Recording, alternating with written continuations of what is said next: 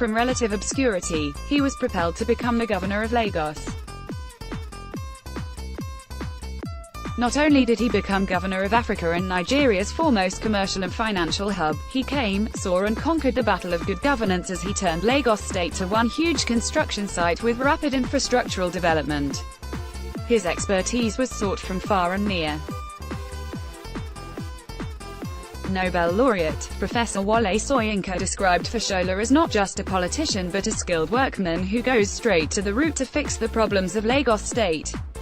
Such was the dexterity Eko Onibaya, proponent brought to governance as he rolled up his sleeve for 8 years in Lagos as governor. It was no surprise to many observers that President Muhammadu Buhari could entrust 3 powerful ministries to the University of Benin graduate of law and senior advocate of Nigeria. His assumption of office as one of the most important public servants of this dispensation was the aftermath of the present administration's collapse of 42 ministries to 24 in its bid to cut the cost of governance. The Honourable Minister of Power, Works and Housing spoke to NAIJ.com's Head of Government Relations, HC Anthony Eshamokai and Ms. Nenai in Abuja. Find the excerpts and video of the interview below. The amazing thing Fashola holds dear about Mr. President is that 3 years down the line, he has never referred anyone, friends or family, to his ministry for jobs, contracts etc. Neither has the wife or members of his family.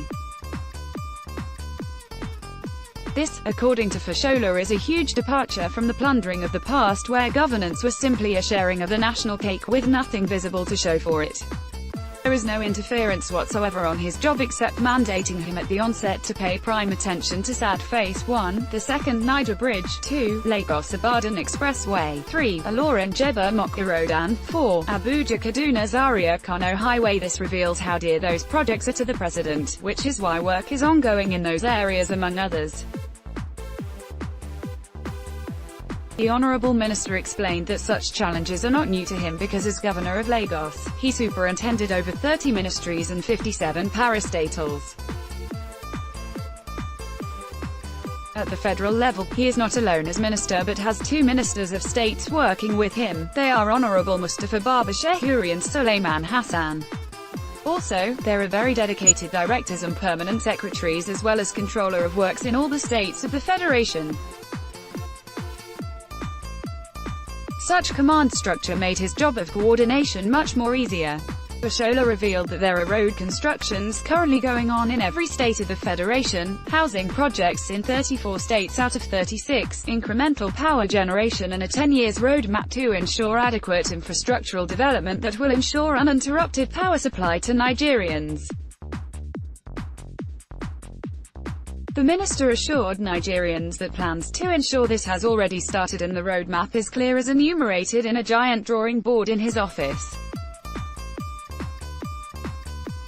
We know where we are going. It's a journey. It's not a big bang like let there be and it shall be. It's a gradual process and soon we are beginning to walk the journey to be like those nations we want to be like, said Fashola, who elucidated that advanced countries like France, Britain etc. have several nuclear reactors and alternative sources of energy. Such reactors cannot be conjured overnight but Nigeria is making steady progress. In 3 years, 3,000 MW have been added to the 4,000 MW they met, resulting in the 7,000 MW available now.